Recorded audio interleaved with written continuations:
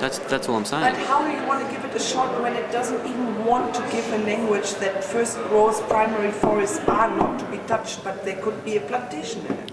Well, I mean, I've been lobbying on that very issue while I've been here, and every time I raise it, the negotiators say, no, that is not the intention of RED. The intention of RED is to reduce emissions from deforestation. The greatest emissions that would occur is the removal of old growth or intact forest landscapes. You know, and that certainly is the first thing that financial flows would go to. I mean, some of the concerns are where you've got a degraded natural forest that may have low carbon, but potentially high biodiversity. In areas of Sumatra, for example, Sumatran tigers and rhinoceroses still live in these forests. Because they've got low carbon content, there may be some incentive to clear those and put plantations in that would have very, very low biodiversity and low resistance and low resilience to even climate change, and that's a concern, and that's why NGOs are here. That's why one of the reasons why I'm here is to make sure that those perversities don't creep into the system.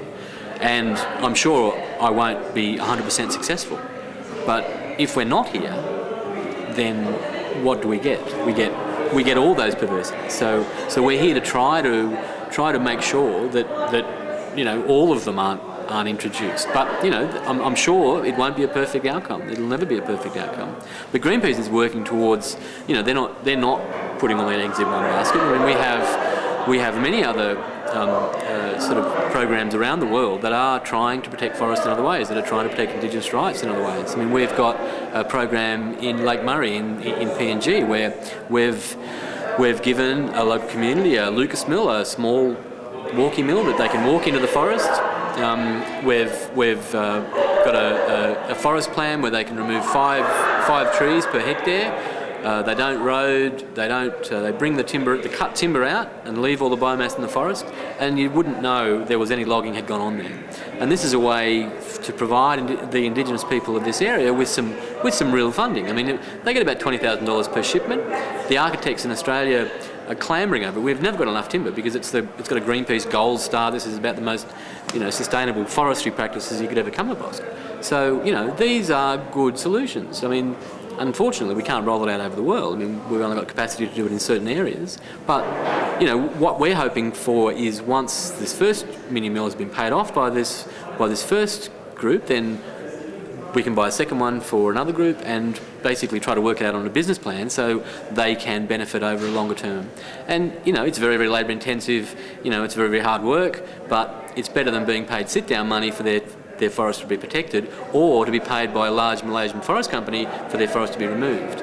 And I think there's scope in RED for those sort of things. Those sort of small scale sustainable operations where they can benefit from having their forest standing and maintain their connection with the land and their cultural experiences, rather than see it removed by a large logging company where they get a one-off sort of large amount of money, and they end up either leaving their homes or their homes are decimated, and I've seen significant health implications and alcohol abuse and drug abuse and just fragmentation of their cultures, because everything changes overnight. And as I said, these things happening now, they're not happening because of RED.